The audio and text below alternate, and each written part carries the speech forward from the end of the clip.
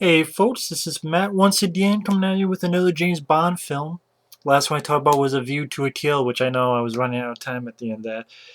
But, like I said, I enjoyed A View to a Kill. I understand, some people say that Roger Moore was too old, and it would have been interesting if Timothy Dalton had done that movie. Like, that was his first film. But I don't think it was that bad of a film. I don't think Roger Moore was that bad. I don't think he was. I thought he would look like that guy that Anna Nicole Smith married when that guy was 89 years old. That's what I thought Roger Moore was going to look like from all the bad stuff I heard about it. And I like Christopher Walken as the bad guy. And I like the ending with the Christopher Walken's bad guy having the blimp and on top of the Golden Gate Bridge. I thought it was a cool finale, and I liked the song. And the Bond girl sucks, but I liked it. I had fun with it. But then uh, Roger Moore gone. They needed a new Bond, and that's where you get Timothy Dalton in The Living Daylights. Once again, directed by John Glenn.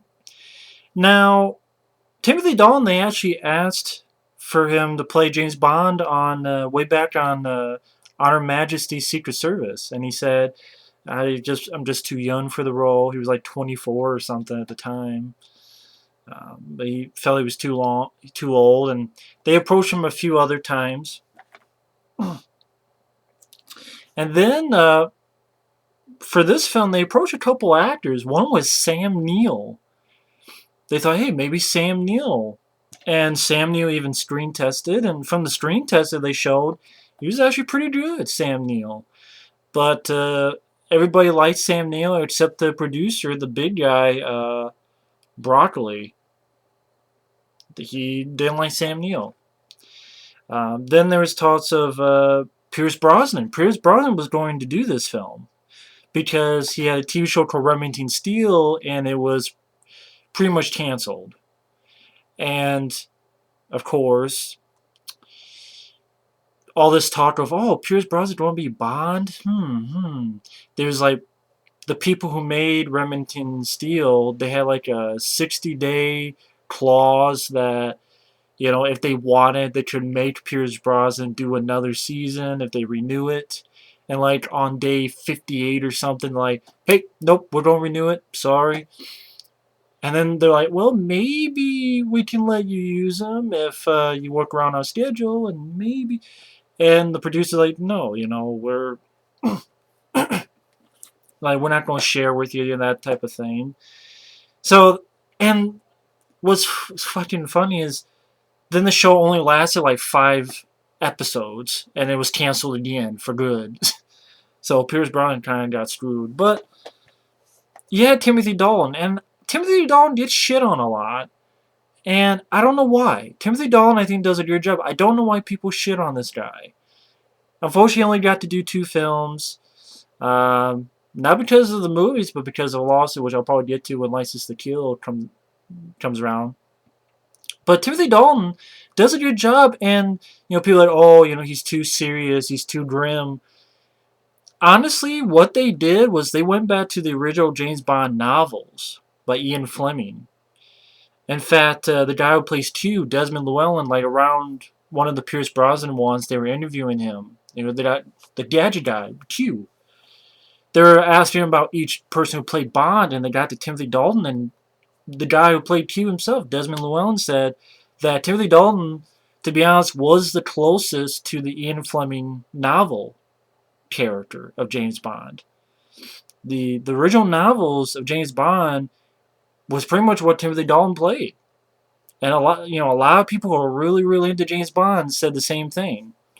So, I don't think Timothy Dalton did a bad job. I think he did a really good job. And it's sad that he only got to do 2 movies. But The Living Daylights from 1987, first time seeing this, I liked it. I thought it was really good. I thought it was much more of an intrigue type of film. There's some gadgets, but trying, again, go back more to the serious James Bond. And what's weird is that what Timothy Dalton did in these 2 films is pretty much what Daniel Craig is doing now. And I like the Daniel Craig films. I'll probably talk more about that with License to Kill. But you know, I don't know why. I like the Daniel Craig movies, but I don't know why they're getting the pass, but yet Timothy Dalton trying to get shit on. I don't really understand this. They're both playing serious, grim James Bonds, but Timothy Dalton gets shit on even to this day, and Daniel Craig's like getting the pass. And I like Daniel Craig. I like Skyfall. I reviewed Skyfall, but I don't know why Timothy Dalton gets shit on. I don't think he deserves it. I mean, when the Living Daylights, the plot's pretty much you have this guy who says he's defecting from the Soviets, and the guy's actually uh, Jerome Crab, if that's how you pronounce his name, which I always remember him as the bad guy, and Dolph Lundgren's the Punisher, who has the final sort of fight struggle with Dolph Lundgren's Punisher at the end of that movie, and he says a line. Uh, There's a limit to revenge. And Dolph says, well, I just haven't reached mine yet. I like that actor. I think he's a good actor. He plays a good guy here, and you find out that he's actually the bad guy. But he's pretending to defect over there so that he can lay blame of, oh yeah, there's this guy who's actually John Rhys Davies. Sala from Indiana Jones. John Rhys Davies. And Jerome Crab's like, oh, John Rhys Davies, there's no peace anymore. He wants to go ahead and you do a death to spies, and he's going to kill your agent, so you better stop him. You better send your best man, James Bond. And then you find out that the guy's actually crooked, and he's working with this arms dealer played by Joe Don Baker, who I know would go on to do the Pierce Brosnan films and as another character, but you have Joe Don Baker as a sort of American arms dealer. And James Bond gets involved with this girl who's Jerome Crab's girlfriend, played by Marianne Diabo, which I thought she did good. I thought this girl looked familiar. She's from Extro. If anyone remembers that movie, Extro, she starred in that. But I thought she did fine in this film. She's a girl who plays the cello. She thinks Jerome Crab's a good guy, but finds out that he's not. And I like the pre-credit sequence. There's a training mission. Basically, James Bond and them are doing this training mission, but then you have this guy killing the others, and James Bond sees this and gets on top of this truck. Really good chasing, get on top of the truck.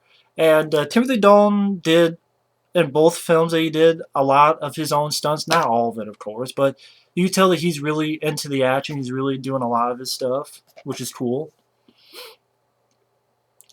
And he's on top of the truck. Is a good chase scene. The car flies off, and there's explosives in the back of the truck, and Bond gets his parachute, so he gets out while the truck blows up, and his parachute's on fire, and he comes down to this lady, and I gotta use the phone. It's like, I'll be there in an hour, and the girl says, would you like to have a drink with me?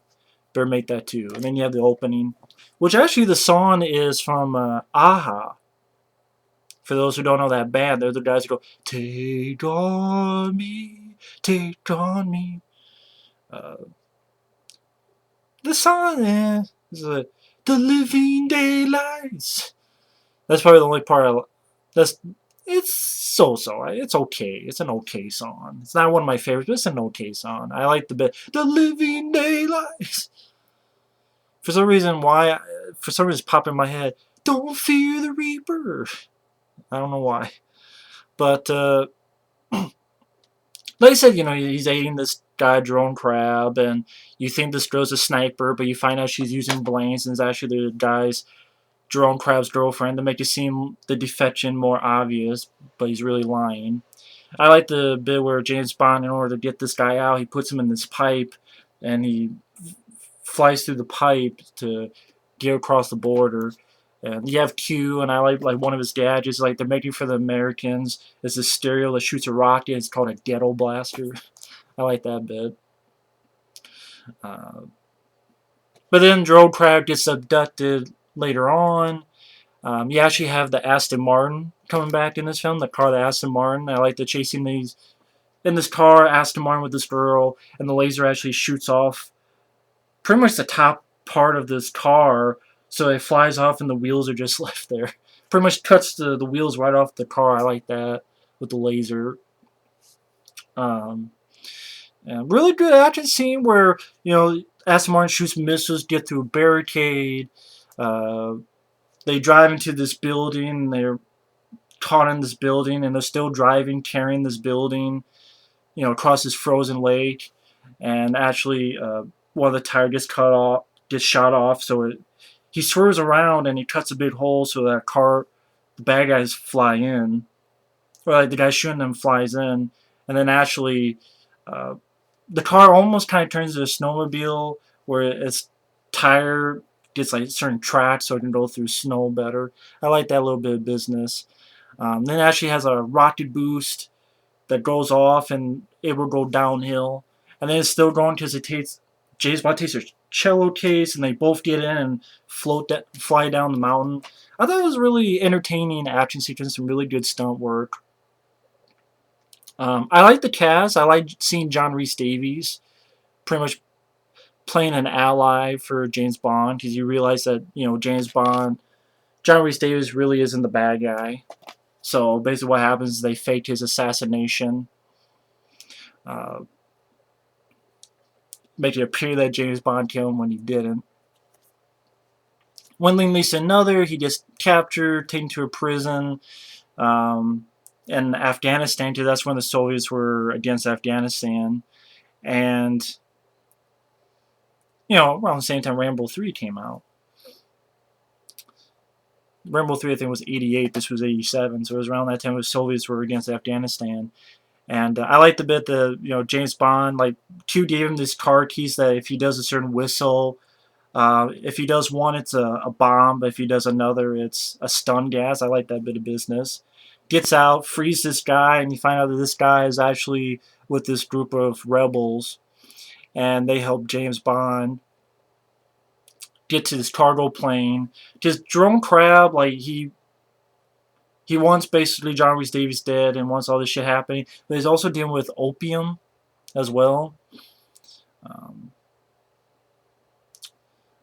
Pretty much James Bond gets on the plane to put a bomb, but then he gets spotted and he has to drive the plane. And you have pretty good ending where this big battle takes place, that Bond in the plane, and great stunt work where Bond and this killer, pretty much the thing of the plane drops down and they're both trying to hold on. Kind of like the ending of Air Force One. You know how they're both sort of grabbing hold so they don't fly out of the plane. Done very well here. Practical stunt work. Looks really good. Gets the bad guy off. Just really nice, exhilarating action sequence. Wonderful stunt work. And I like the bit of business afterward where James Bond goes after the arms dealer Joe Don Baker, and they have a little action sequence. And like Joe Don Baker has like this gun that has like it's bulletproof.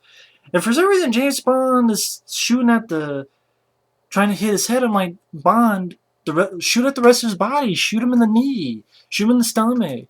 Shoot him in the dick. Like, don't keep shooting at the head that's bulletproof because his gun's like has a little bulletproof window thing. Shoot at the rest of him. Shoot at his dick. Shoot his nuts. Shoot his foot. Shoot his lard ass. I don't know. His big, I don't know. That's mean. I mean, I'm talking about, the bad guy. Just fucking shoot him. Anywhere else than here, that's. But I like that Joe Don Baker like has her own like pushes a button like this thing lights this little cannon, so James Bond has to get out of the way. And I like the way it was shot, the way uh, Joe Don Baker's like using the room to try to fuck up James Bond as well, and James Bond fucks him up. Joel Crabbe gets arrested by John Rhys Davies, and overall, I thought it was entertaining. I didn't get bored with it. I thought the action scenes were very well done. I think Timothy Dalton is a really good James Bond. He's serious, he's gruff, but I thought he worked well. I thought he worked with the character well. I don't understand why Timothy Dalton gets hated on so much. I think it's a shame. I thought Marianne Diablo did a good job as the female, the Bond girl. I like the bad guys like Jerome Crabbe. I like seeing John Rhys Davies in there. I like this film. I was entertained with this film. I don't understand the sort of, it really isn't talked about, but it's a good one. It's a good, entertaining action film. it's a worthy Bond film, and I think it's a good one. It's a film I don't really have any problems with. Anyway, that's my little review of The Living Daylights. I think it's a good one. But either way, thanks for watching. Take care, and stay tuned for my review of License to Kill.